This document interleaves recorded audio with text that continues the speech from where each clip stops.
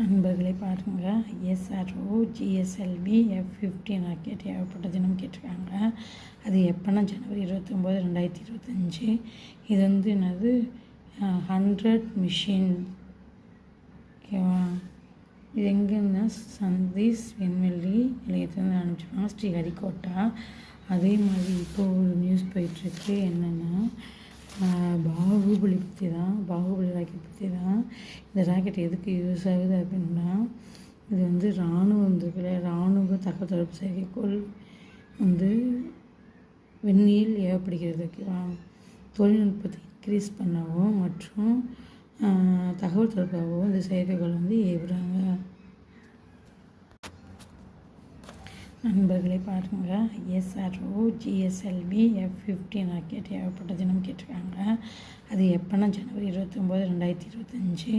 இது வந்து என்னது 100 மிஷின். ஓகேவா? இது எங்கேன்னா சந்தீஷ் விண்வெளி நிலையத்துலேருந்து அனுப்பிச்சிருக்காங்க, ஸ்ரீஹரிகோட்டா.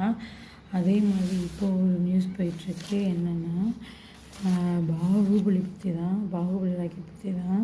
இந்த ராக்கெட் எதுக்கு யூஸ் ஆகுது அப்படின்னா, இது வந்து இராணுவ தகவல் தொடர்பு செயற்கைக்கோள் வந்து விண்ணில் ஏவப்படுகிறது. ஓகேவா? தொழில்நுட்பத்தை இன்க்ரீஸ் பண்ணவும் மற்றும் தகவல் தொடர்பாகவும் இந்த செயற்கைக்கோள் வந்து ஏவுறாங்க.